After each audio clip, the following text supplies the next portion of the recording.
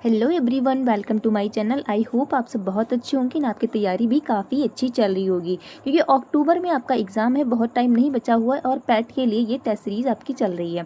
ये सारे mock test में मैंने पूरे 100 क्वेश्चन रखे हुए हैं। इन 100 में आप कितने सही करेंगे मुझे कॉमेंट्स में बाद में ज़रूर बताना। सारे क्वेश्चन मैंने बिल्कुल एग्ज़ाम के पैटर्न के हिसाब पर ही बनाए हुए हैं। किस सब्जेक्ट में कितने क्वेश्चन आएंगे मैंने उसी हिसाब से बनाया है। तो मेरा मानना है अगर आप इसको कर लेते हैं, अच्छे से करेंगे, बार बार प्रैक्टिस करेंगे, तो आपकी जो है ना इसमें से 15 से 20 नंबर कहीं से नहीं। एक बिल्कुल आप जब इसी पैटर्न पे पेपर देखेंगे तो आपको एकदम अजीब सा नहीं लगेगा, कुछ नया नया सा नहीं लगेगा। बिल्कुल आपको पेपर ऐसा ही आने वाला। तो बिना देरी करते हम क्वेश्चंस को देखेंगे और आंसर देने की कोशिश करेंगे। आप लोग मुझे आंसर देते रहिएगा। खंड फर्स्ट में है हिंदी के 5 प्रश्न। हालांकि हिंदी के मैंने नीचे भी काफ़ी क्वेश्चन रखे हैं लास्ट में क्वेश्चंस, तो यहाँ पर जो रखे हैं वो आपके हिंदी के हिंदी व्याकरण नीचे बिल्कुल नीचे लास्ट में क्वेश्चन होंगे। ठीक है, तो फर्स्ट क्वेश्चन है रामायण की रचयिता कौन है? वेद व्यास नहीं, तुलसीदास नहीं, तुलसीदास ने रामचरितमानस लिखा है, रामायण नहीं। तो रामायण किसने लिखा है? वाल्मीकि ने, जहाँ पर सीता जी इनकी कुटिया में रही जाकर थी, तो याद रखिएगा। दूसरा है अष्टछाप कवि मंडली में कौन शामिल नहीं है? अष्टछाप कवि मंडली में कौन शामिल नहीं है? तो सूरदास है, कुल्लू भट्ट है, नंददास है, बल्कि तुलसीदास नहीं है। तो यानी कि डी ऑप्शन हमारा करेक्ट हो जाएगा। नेक्स्ट देखिए, रस की संख्या हिंदी काव्य शास्त्र में कितनी मानी गई है? रस की संख्या हिंदी काव्य शास्त्र में कितनी मानी गई है? तो वो आपकी कितनी हो जाएगी? यहाँ पर 9 इनकी संख्या मानी गई है। क्वेश्चन सारे के सारे इंपॉर्टेंट, जो कि बिल्कुल आपके एग्जाम के हिसाब से ही मैंने बनाए हैं। कोई ऐसा क्वेश्चन नहीं जो मैंने ऐबे बना लिया है। क्वेश्चन को बनाने में काफ़ी मेहनत लगती है, तो इस मेहनत को आप लोग ही अप्रिशिएट करेंगे। जब आपको तब यकीन होगा जब आप एग्जाम में बैठेंगे और देखेंगे कि हाँ, मैम ने जो कराए थे एकदम क्वेश्चन अच्छे थे और आपके एग्जाम से सिमिलैरिटी होगी उनकी। पद्मावत के रचयिता कौन है? जायसी, कबीर, रैदास या फिर मीरा? तो पद्मावत के जो रचयिता है वो आपके जायसी हो जाएंगे, यानी ए ऑप्शन जितने भी लगाया है बिल्कुल सही लगाया हुआ है। नेक्स्ट क्वेश्चन देखिए, क्वेश्चन क्या है, थोड़ा सा इसको जूम और कर लेते हैं ताकि आपको अच्छे से विजुअल होता रहे। द्वंद्व समास का उदाहरण है राम लक्ष्मण, गंगा जल, देशभक्ति तो नहीं होगा, राजपुत्र नहीं होगा, गंगा जल किसका होगा? तो यहाँ पर राम लक्ष्मण जो है ना वो आपका द्वंद्व समास का उदाहरण हो जाएगा। अगला है खंड आपका इतिहास के शुरू हो जाएंगे, भारतीय इतिहास। 5 प्रश्न होंगे इसके। क्या है? सिंधु घाटी सभ्यता का बंदरगाह कौन सा था? हड़प्पा, मोहनजोदड़ो, लोथल या फिर कालीबंगा हो जाएगा। तो ये बंदरगाह जो आपका सिंधु घाटी सभ्यता का था उसका नाम क्या था? तो लोथल था, जो कि गुजरात में पड़ता है। आंसर यहाँ पर सी करेक्ट हो जाएगा। नेक्स्ट देखिए, अर्थशास्त्र के रचयिता कौन है? तो चाणक्य, कौटिल्य या फिर दोनों? तो देखो, चाणक्य हो या फिर कौटिल्य हो, इनके दोनों एक ही मतलब दोनों एक ही लोगों के नाम है। तो यहाँ पर हमारा क्या सही हो जाएगा? ए, दोनों ए और बी यहाँ पर करेक्ट हो जाएगा। नेक्स्ट क्वेश्चन देखेंगे हम। क्वेश्चन है मौर्य साम्राज्य की स्थापना किसने की थी? तो चंद्रगुप्त मौर्य ने की थी, कौटिल्य की सहायता से ही की थी। देखिए नेक्स्ट क्वेश्चन है स्वर्ण गुप्त स्वर्ण मुद्रा को क्या कहा जाता था? जो गुप्तों के टाइम में स्वर्ण मुद्रा चलाई गई थी उसको क्या कहते थे? तो उसको दिनार कहते थे। निष्क नहीं, टंक नहीं, रूपक नहीं। दिल्ली सल्तनत का संस्थापक कौन था? तो दिल्ली सल्तनत का संस्थापक आपका कुतुबुद्दीन ऐबक हो जाएगा, यानी बी ऑप्शन बिल्कुल सही है। अब हमारा भारतीय राष्ट्रीय आंदोलन से 5 क्वेश्चन आपके आएंगे। जब भी आप इस पेपर को करें ना, जो मैं करवा रही हूँ, तो आप एक बार सिलेबस को जरूर देख लें। सिलेबस में जैसे जैसे क्वेश्चन के जैसे वहाँ पर सिलेबस आपके टॉपिक दिए हैं, मैंने उसी टॉपिक के हिसाब से आपके लिए क्वेश्चन लेकर आए। बिल्कुल सिलेबस से मैच है हर एक टॉपिक, एक भी टॉपिक का एक क्वेश्चन छोड़ा नहीं है मैंने। कांग्रेस की स्थापना किस वर्ष हुई थी? तो 1885 में हुई थी। आंसर हमारा ए करेक्ट हो जाएगा। स्वदेशी आंदोलन किस वर्ष शुरू हुआ था? वो आपका शुरू हुआ था 1905 में, बंगाल विभाजन से। आंसर ए हो जाएगा। नेक्स्ट है असहयोग आंदोलन कब शुरू हुआ था? तो असहयोग आंदोलन हमारा 1920 में शुरू हुआ था। 1920 यानी कि बी यहाँ पर करेक्ट है। दांडी यात्रा किस आंदोलन से संबंधित है? असहयोग से, सविनय अवज्ञा, भारत छोड़ो या फिर खिलाफत आंदोलन से? तो असहयोग आंदोलन हमारा सविनय अवज्ञा आंदोलन से संबंधित है, यानी बी ऑप्शन बिल्कुल सही है। अगला क्वेश्चन देखिए, भारत छोड़ो आंदोलन कब शुरू हुआ था? तो भारत छोड़ो आंदोलन हमारा शुरू हुआ था 1942 में, यानी कि ऑप्शन सी करेक्ट है। भूगोल के 5 क्वेश्चन हो जाएंगे, इनको देखिए फिर आंसर दीजिए। क्या है क्वेश्चन? भारत का सबसे बड़ा राज्य क्षेत्रफल कौन सा है? तो भारत का सबसे बड़ा राज्य क्षेत्रफल कौन सा है? क्वेश्चन थोड़ा जूम इन करती हूँ ताकि आप लोगों को अच्छे से विजुअल रहे।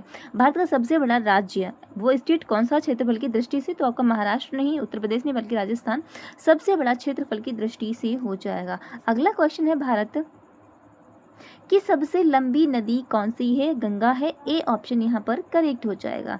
थार रेगिस्तान किस राज्य में है? तो राजस्थान में है, यानी कि बी ऑप्शन करेक्ट है।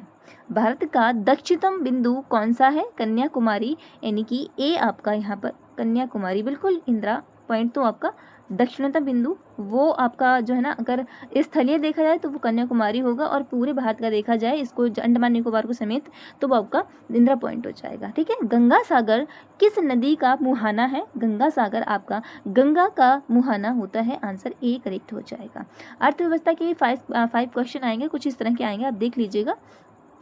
भारत की योजना आयोग की स्थापना कब हुई थी? तो योजना आयोग की स्थापना भारत में कब हुई थी? तो वो आपकी 1951 में हुई थी, यानी कि सी ऑप्शन बिल्कुल करेक्ट है। जीएसटी का पूर्ण रूप क्या होता है? Goods and services tax. एक बार बी को देखेंगे, बिल्कुल इसी को सही मानेंगे हम, सही ही है। भारत का केंद्रीय बैंक कौन सा होता है? कौन सा है? तो RBI, reserve bank of India जो है ना, वो भारत का सेंट्रल बैंक है। गरीबी रेखा का आकलन किसके आधार पर किया जाता है? गरीबी रेखा का आकलन जो है ना, वह कैलोरी सेवन, यानी कि कितनी कैलोरी जो एक पर्सन को मिलती है, इसी हिसाब से गरीबी रेखा का मापन किया जाता है। नीति आयोग का गठन कब हुआ? नीति आयोग का जो गठन है वो आपका 2015 में हुआ, और ये प्लानिंग कमीशन के स्थान पर आई है। अब हमारे संविधान और लोक प्रशासन से 5 क्वेश्चन आएंगे, कुछ इस प्रकार के आएंगे। देखिए आप, भारतीय संविधान कब लागू हुआ था? तो भारतीय संविधान हमारा 26 जनवरी 1950 को लागू हुआ था। नेक्स्ट देखिए, संविधान के किस अनुच्छेद में मौलिक अधिकार दिए गए हैं? तो मौलिक अधिकारों की जो संख्या है वो 12 से 35 में है, यानी कि ए ही ऑप्शन यहाँ पर बिल्कुल सही हो जाएगा। राष्ट्रपति का कार्यकाल कितने वर्ष का होता है? राष्ट्रपति का कार्यकाल आपका 5 वर्ष का होता है, इसके मतलब बी यहाँ पर बिल्कुल करेक्ट है। लोकसभा की अधिकतम सदस्य संख्या कितनी है? फिलहाल में अभी वर्तमान पूछी जा रही है, तो लोकसभा की अधिकतम संख्या कितनी है? वो आपकी 545 है, यानी इसका बी ऑप्शन करेक्ट है। नेक्स्ट देखिए, यूपी का पूर्ण रूप क्या है? ये भी बहुत ज़रूरी है, क्वेश्चन को स्टार कर लीजिए, ऐसे क्वेश्चन आपसे एग्जाम में पूछ लेते हैं और आप इनको हल्के में समझकर इनकी फुल फॉर्म नहीं याद करते हैं। तो यहाँ पर याद रखना, यूपीएससी की Uttar Pradesh subordinate service selection commission, इनकी ए ऑप्शन यहाँ पर बिल्कुल करेक्ट हो जाएगा। नेक्स्ट देखिए, अब आपकी इंग्लिश के 5 क्वेश्चन आने वाले हैं, अंग्रेजी के। क्या है? देखो, choose the synonyms of happy. Happy का सिनोनिम्स देखना है। तो हैप्पी का सिनोनिम्स मतलब, जो हैप्पी मतलब खुशी होता है, तो खुशी वाला ही शब्द हो, सिमिलर शब्द देखना है, उसका पर्यायवाची देखना है। तो सैड मतलब दुखी होता है, नहीं होगा। एंग्री मतलब गुस्सा, टायर्ड मतलब थका हुआ, तो नहीं होगा। चेयरफुल मतलब होता है हैप्पी, बहुत ही खुश होना, तो यहाँ पर इसका सिनोनिम्स चेयरफुल हो जाएगा, बी ऑप्शन करेक्ट है। नेक्स्ट है 32, choose the antonyms of large, यानी कि जो लार्ज है ना, इसका एंटोनिम मतलब ऑपोजिट देखना है। तो लार्ज मतलब बड़ा होता है, इसका मतलब स्मॉल होना चाहिए। तो लार्ज का लार्ज नहीं होगा, ह्यूज का मतलब छोटा नहीं होगा, बल्कि लार्ज और स्मॉल, बड़ा और छोटा होता है, तो यहाँ पर स्मॉल हो जाएगा, बी यहाँ पर करेक्ट है। नेक्स्ट देखिए, fill in the blank. Okay, she bathing cloth, यानी कि वह कपड़ा धो रही है, तो she is bathing cloth, A answer हमारे यहाँ पर बिल्कुल करेक्ट हो जाएगा। 34 नंबर का देखिए, identify the noun he loves music, उसे म्यूजिक पसंद है। इसमें नाउन आइडेंटिफाई करना है, तो जो ही है ना, वो एक नाउन है, क्योंकि ये व्यक्तिवाचक ही मतलब व्यक्ति की तरफ इशारा कर रहा है। नेक्स्ट देखिए, choose the correct spelling. Receive, तो देखो रिसीव की जो स्पेलिंग होती है, आप एक बार ध्यान रखिए, ये होती RECEIV, तो यहाँ पर हमारा बी ऑप्शन बिल्कुल सही है, क्योंकि बी में ही स्पेलिंग सही लिखी है। बात करते हैं जनरल साइंस के भी 5 क्वेश्चन आएंगे, और कैसे आएंगे देखते हैं। मानव शरीर में हड्डियों की कुल संख्या कितनी होती है? तो 206 होती है, यानी कि ए ऑप्शन यहाँ पर करेक्ट हो जाएगा। प्रकाश संश्लेषण के लिए पौधों को किसकी आवश्यकता होती है? तो प्रकाश संश्लेषण के लिए पौधों को CO2 यानी कार्बन डाइऑक्साइड की आवश्यकता होती है, बी ऑप्शन करेक्ट हो जाएगा। विद्युत धारा का SI मात्रक क्या है? विद्युत धारा का SI मात्रक एम्पियर होता है, बी यहाँ पर बिल्कुल सही है। गुरुत्वाकर्षण का नियम किसने दिया? गुरुत्वाकर्षण का नियम किसने दिया? तो न्यूटन ने दिया, बी यहाँ पर बिल्कुल सही है। पानी का रासायनिक सूत्र क्या है? पानी का रासायनिक सूत्र H2O हो जाएगा, यानी बी बिल्कुल करेक्ट है। अब देखते हैं हमारे अर्थमेटिक के क्वेश्चन आ गए, जो कि 5 ही आएंगे, ज़्यादा नहीं आएंगे। इस क्वेश्चन को सॉल्व करते हैं। 41 नंबर का है, इनकी 15% ऑफ 200 का हमें 15% निकालना है। इस परसेंट का देखो, ये तो मैं तो आपको एक लॉन्ग मेथड है जिसको सॉल्व करके दिखाऊंगी। एक शॉर्ट मेथड बताती हूँ मैं। जब भी आपको ऐसे पूछा जाए तो इस परसेंट का मतलब ही होता है इन 2 जीरो से इसके 2 जीरो हटा दो, इन 2 जीरो से 2 जीरो हटा दो, बचा 15। 15 और ऑफ का मतलब गुणा होता है, 15 गुणे 2, 15 दूनी 30, आंसर सी आएगा। आप ऐसे भी सॉल्व कर सकते हैं। तो 200 का 15% अगर है तो 200 गुणे 15 बटे करना है हमें 100, ठीक है। तो 200 के जीरो वाले जीरो गए और फिर वही कंडीशन आ गई, 15 इंटू 2 यानी कि 30। आंसर हमारे यहाँ पर सी आ जाएगा। तो मुझे उम्मीद है आपको अच्छी समझ आ गया होगा। अब क्वेश्चन देखते हैं क्या कहता है कि यदि एक वस्तु का मूल्य 500 है, ठीक है, एक वस्तु का जो कॉस्ट एक मतलब मूल्य जो है ना, प्राइस है ना, वो 500 है, ठीक है, और 10% छूट दी जाती है, तो विक्रय मूल्य क्या होगा। जब इसको बेचने जा रहे हैं तो ये इस पे 10% की छूट दे रहे हैं। जब इसको बेचने जा रहे हैं तो 10% की छूट का मतलब है 500 पर 10% छूट मतलब 90 करेंगे, यानी कि 100 में से 100% पर बेचना था इनको। 100% मतलब 500 की वैल्यू है, इसमें से 10% कम कर देंगे अगर 100 में से, तो कितना रहेगा 90। तो 90 बटे 100, और फिर वही बात है कि हमने क्या करना है कि इसको 0 से 0 कैंसिल करना है। बचा हमारे पास 90, यानी कि 5 इंटू 90 बचा, तो 9 पना 45, 450 आ जाएगा। आंसर कहीं पर है, बिल्कुल यहाँ पर बी हमें मिल जाएगा, 450। एक बार और समझ लीजिए कि 500 हमारे पास एक प्राइस था। जैसे कि आपके पास कोई फ़ोन है, मैं फ़ोन की कीमत ज़्यादा होती है लेकिन फिर भी वहाँ मान लीजिए 500 है, ठीक है, लेकिन आप इसको बेचना चाह रहे हैं। आप चाहते हैं कि इस फ़ोन को मैं 10% कम में बेचूँ, तो मतलब 500 से तो कम ही आएगा, ठीक है। 10% कम में बेचने का मतलब 500 से कम में बेचने, 500 से तो कम ही बेचेंगे। अब 10 अब ये जो जितनी वैल्यू होती है वो 100% होती है। अब 500 जो ना पूरा 100% है। अब चाहते हैं कि आप 10% कम में बेचें, मतलब आप 90 में बेचें। 100% किसी की वैल्यू होती है वो पूरी 100% होती है। आप चाहते हैं कि 10% कम में बेचें, मतलब 90 में बेचें, तो 90% का मतलब 500। अब 500 का 90% कितना हो जाएगा, तो वो आपका 450 हो जाएगा, यानी कि बी ऑप्शन करेक्ट हो जाएगा। अगला देखिए, क्वेश्चन 43 नंबर का है, 12 + 18 डिवाइड बाई 3 इंटू 2। तो ये इसमें आपका कौन सा रूल लगेगा, बोर्ड मास का, बोर्ड मास का, bracket of divide abstract and आपका लास्ट में हो जाएगा डिवाइड वाला, ठीक है। तो यहाँ पर देखते पहले हमें क्या करना है, अब हमारे पास ब्रैकेट तो है नहीं, हमें पास ऑफ भी नहीं है, तो हमारे पास डिवाइड है। तो डिवाइड वाला ये नंबर है, यानी कि 18/3, तो 35 15 3 18 6 आएगा। फिर हमें क्या करना है, मल्टीप्लाई करनी है, यानी कि मल्टीप्लाई, तो यहाँ पर हमारे 6 और इंटू 2 आया, 6 दूनी 12 हो गए। अब देखिए 12 ये है, 12 प्लस ये इधर भी 12 आ गए, तो 12 12 24, यानी कि बी ऑप्शन यहाँ पर करेक्ट हो जाएगा। नेक्स्ट क्वेश्चन देखिए, 44 नंबर का है। क्या क्वेश्चन है, एक वर्ग की भुजा 6 सेंटीमीटर, वर्ग कैसा होता है, तो वर्ग की भुजाएं सभी समान होती हैं।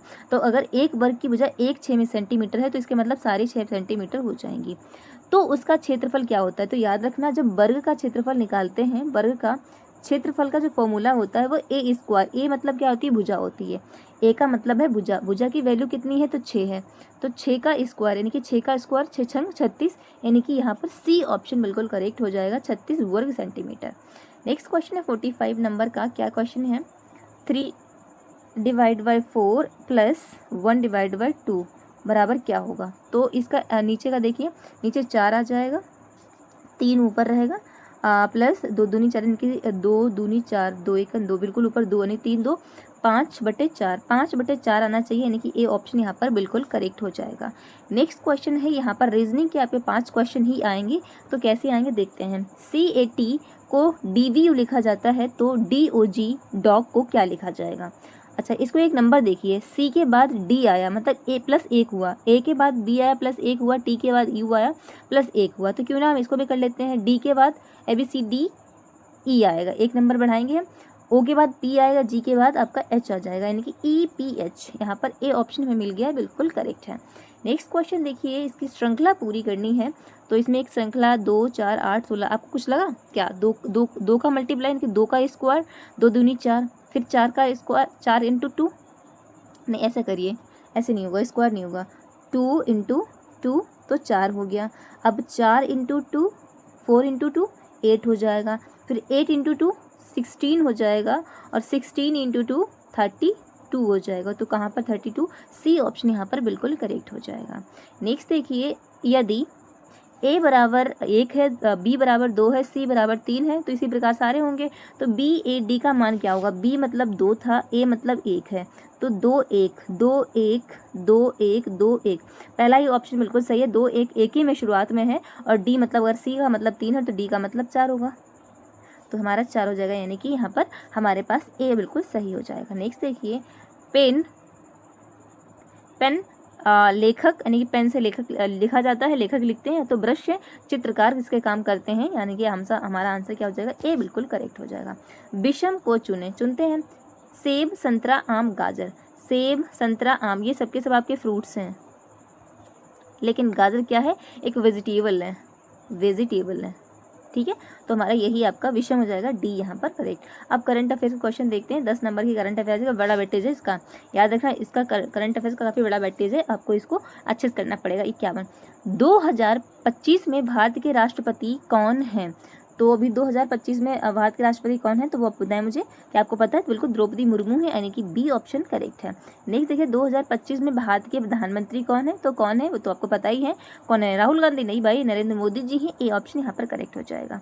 2025 में आयोजित G20 शिखर सम्मेलन की मेजबानी किसने की थी? तो किसने की थी? वो आपके भारत ने ही की थी, यानी कि हमारा ए ऑप्शन यहाँ पर करेक्ट है। नेक्स्ट देखिए, 2025 में ICC क्रिकेट विश्व कप का विजेता कौन रहा? तो वो इंडिया ही रहा है, यानी कि ए ऑप्शन बिल्कुल सही है। अगला देखिए, 2025 में नोबल शांति पुरस्कार किसे मिला है?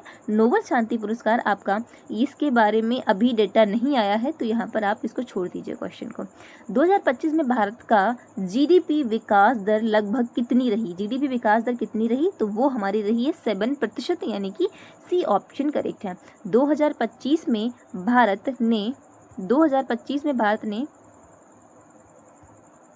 भारत ने किस देश के साथ सबसे बड़ा रक्षा सौदा किया है? तो किसके साथ किया है हमने? वो हमने अमेरिका के साथ किया है, यानी कि अमेरिका। नेक्स्ट क्वेश्चन है, 2025 में भारत की सबसे तेज ट्रेन कौन सी है? तो वो हमारी वंदे मातरम है, यानी कि ए ऑप्शन यहाँ पर बिल्कुल करेक्ट है।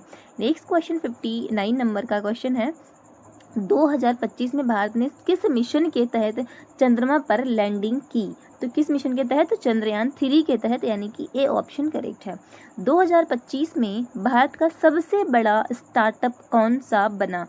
सबसे बड़ा स्टार्टअप हमारा, इसके बारे में भी जानकारी उपलब्ध नहीं है। क्वेश्चंस को मैं दोबारा कराऊंगी इनको। अब देखते हैं जनरल अवेयरनेस क्वेश्चन, यहाँ पर 10 नंबर का आएगा जनरल अवेयरनेस को लेकर। भारत की राजधानी कौन सी है? तो वो आपकी दिल्ली हो जाएगी, ए ऑप्शन करेक्ट है। नेक्स्ट क्वेश्चन है, भारत का राष्ट्रीय पशु कौन सा है? तो राष्ट्रीय पशु आपको पता होना चाहिए, बाघ है। अगला देखिए, भारत का राष्ट्रीय गीत, इसमें बहुत बच्चे कंफ्यूज होते हैं, तो यहाँ पर गीत पूछा गया है, तो आप लोग बताएं क्या मुझे? जनगण मन है, वंदे मातरम है, सारे जहाँ से अच्छा ये वतन मेरे मेरे वतन के लोगों, क्या हो जाएगा आंसर मुझे आप लोग दीजिए। तो यहाँ पर हमारा वंदे मातरम बी अगर आपने लगाया है तो बिल्कुल करेक्ट लगाया हुआ है। नेक्स्ट देखिए, भारत का राष्ट्रीय खेल कौन सा माना जाता है? राष्ट्रीय खेल हमारा हॉकी को माना जाता है, बी ऑप्शन करेक्ट है। इसरो का मुख्यालय कहाँ पर है? बेंगलुरु में है, सी ऑप्शन करेक्ट है। भारत का सबसे ऊंचा पर्वत शिखर कौन सा है? कंचनजंगा, ए ऑप्शन यहाँ पर करेक्ट है। यूनेस्को का मुख्यालय कहाँ पर है? यूनेस्को का मुख्यालय आपका पेरिस में, B is correct here. Bharat का सबसे बड़ा बांध कौन सा है? सबसे बड़ा जो भारत का बांध है वो आपका सरदार सरोवर बांध, यानी बी ऑप्शन करेक्ट। WHO का पूर्ण नाम क्या है? तो वर्ल्ड हेल्थ ऑर्गेनाइजेशन कहाँ पर लिखा है? बिल्कुल पहला ही ऑप्शन यहाँ पर करेक्ट है। भारत का सबसे बड़ा राज्य जनसंख्या कौन सा है? सबसे बड़ा राज्य कौन सा जो जनसंख्या के आधार पर है? वो आपका उत्तर प्रदेश ही हो जाएगा, यानी बी ऑप्शन। गद्यांश को पढ़ेंगे फिर आंसर देखते हैं। शिक्षा मानव जीवन का सबसे महत्वपूर्ण अंग है। यह न केवल व्यक्ति को ज्ञान प्रदान करती है बल्कि उसे एक बेहतर इंसान बनाने में भी मदद करती है। शिक्षा के बिना व्यक्ति का विकास अधूरा माना जाता है। आधुनिक युग में शिक्षा का महत्व और भी बढ़ गया है क्योंकि तकनीक और विज्ञान के क्षेत्र में तेजी से प्रगति हो रही है। जो व्यक्ति शिक्षित होता है वह समाज में सम्मान प्राप्त करता है और देश के विकास में योगदान देता है। अच्छा, क्वेश्चन इस पर क्या है? गद्यांश के अनुसार शिक्षा का सबसे महत्वपूर्ण कार्य क्या है? धन कमाना नहीं बल्कि ज्ञान प्रदान करना ही सबसे बड़ा महत्व हो जाएगा। बी ऑप्शन करेक्ट है। लेकिन शिक्षा के बिना व्यक्ति का विकास कैसा माना जाता है? तो अधूरा माना जाता है, क्योंकि ऐसा ही गद्यांश में लिखा था। आधुनिक युग में शिक्षा का महत्व क्यों बढ़ गया है? क्योंकि तकनीक और विज्ञान की प्रगति के कारण शिक्षा का महत्व और ज़्यादा बढ़ गया है। शिक्षित व्यक्ति समाज में क्या प्राप्त करता है? तो धन नहीं बल्कि सम्मान प्राप्त करता है। B is correct here. गद्यांश के अनुसार शिक्षा देश के किस में योगदान करती है? विनाश में नहीं भाई, विकास में काम करती है। बी यहाँ पर बिल्कुल सही है। सेकेंड गद्यांश कहता है कि पर्यावरण संरक्षण आज की सबसे बड़ी चुनौती है। बढ़ते प्रदूषण, जलवायु परिवर्तन और प्राकृतिक संसाधनों के दोहन ने पृथ्वी को गंभीर खतरे में डाल दिया है। यदि हमने समय रहते कदम नहीं उठाया तो भविष्य की पीढ़ियों के लिए जीवन कठिन हो जाएगा। पेड़ लगाना, प्लास्टिक का उपयोग कम करना और जल संरक्षण जैसे उपाय हमें अपनाने होंगे, ऐसा इसमें कहा गया है। ठीक है, क्वेश्चन क्या है इसमें देखिए पैसेज में। गद्यांश के अनुसार आज की सबसे बड़ी चुनौती क्या है? गरीबी नहीं बल्कि पर्यावरण संरक्षण सबसे बड़ी चुनौती बन रही है। पृथ्वी को किसने गंभीर खतरे में डाल दिया है? तो प्रदूषण और जलवायु परिवर्तन ने। बी ऑप्शन करेक्ट है। यदि समय रहते कदम नहीं उठाए गए तो क्या होगा? भविष्य की पीढ़ियों के लिए जीवन कठिन हो जाएगा, यानी कि बी ऑप्शन बिल्कुल सही है। गद्यांश में किस उपाय का उल्लेख नहीं है? तो पेड़ लगाना, प्लास्टिक कम करना, जल संरक्षण या फिर आपका कोयला जलाना। तो यहाँ पर कोयले जलाने का उल्लेख नहीं है। गद्यांश का मुख्य संदेश क्या है? तो मुख्य संदेश आपका है कि पर्यावरण बचाएं। अग्नि का तद्भव शब्द क्या है? अग्नि का तद्भव आपका आग हो जाएगा। क्वेश्चन है आपका निर्दोष शब्द में कौन सा उपसर्ग है? तो निर्दोष में आपका निर हो जाएगा, निर, निस या फिर ड। तो निर जो ना और ना में छोटी की मात्रा रे आधा, यहाँ पर आपका उपसर्ग हो जाएगा। बी ऑप्शन करेक्ट है। मिठास शब्द में कौन सा प्रत्यय है? तो मिठास में कौन सा प्रत्यय हो जाएगा? मिठ प्लस आस कहीं पर है? हाँ, तो बिल्कुल ए ऑप्शन यहाँ पर करेक्ट हो जाएगा। नेक्स्ट क्वेश्चन देखेंगे, गाय का बहुवचन क्या होगा? तो गाय का बहुवचन आपका क्या हो जाएगा? गायें हो जाएगा, यानी कि सी यहाँ पर बिल्कुल सही है। वह बहुत तेज दौड़ता है, वाक्य में बहुत क्या है? तो क्रिया विशेषण है, यहाँ पर सी इज करेक्ट है। जो दिखाई न दे के लिए एक शब्द क्या है? जो दिखाई ना दे उसको हम कहते हैं अदृश्य। ए ऑप्शन बिल्कुल सही हो जाएगा। आंखों का तारा मुहावरे का अर्थ है। आंखों का तारा मतलब होता है बहुत ही प्रिय होना। B is correct. दिन रात में कौन सा समास है? तो द्वंद्व समास है। बी बिल्कुल सही हो जाएगा। नेक्स्ट है सूरज निकल आया, वाक्य में सूरज कौन सी संज्ञा है? तो वो आपकी संज्ञा हो जाएगी व्यक्तिवाचक संज्ञा, यानी कि सी ऑप्शन बिल्कुल सही है। राम और श्याम बाजार गए, वाक्य में और कौन सा अव्यय है? तो और आपका एक समुच्चय बोधक अव्यय है, यानी कि बी बिल्कुल। और ये रहे आपके इतने सवाल 90, और मैंने 10 कौन से छोड़े हुए हैं? तो वो आपके ग्राफ वाले, जो ग्राफ वाले क्वेश्चन आएंगे ना, ग्राफ कराना ऐसे मेरे लिए पॉसिबल नहीं है। मैं करवाऊँ तो बहुत ही आसानी से करवाऊँगी, मैं मतलब जब भी करवाऊँगी ना मैं आपको डिटेल में समझाऊँगी। ऐसे इस पर ग्राफ बनाकर मुझे समझाने मेरे पास के लिए पॉसिबल नहीं था, इसलिए मैंने ग्राफ वाले क्वेश्चन आपके छोड़ दिए हैं। बाकी हो गए आपके सारे क्वेश्चन, और बिल्कुल इसी पैटर्न पर आपको एग्जाम में पेपर देखने को मिलेगा। आपको बिल्कुल नया नहीं लगेगा कुछ भी। जब मैंने इस तरह से करवाया, मेरे करवाने का मकसद इसी तरह का ये था कि आपको बिल्कुल कुछ अलग ना लगे। जब आप यहाँ से प्रैक्टिस कर लेंगे ना, तो आपको एकदम सब कुछ चीज़ें नॉर्मल लगेंगी। तो मेरा मानना बस यही है कि अगर आप अच्छे से कर लेते तो आप एक अच्छा स्कोर लाएंगे, अच्छा परसेंटाइल बना लेंगे। तो this is all guys, thank you, all best.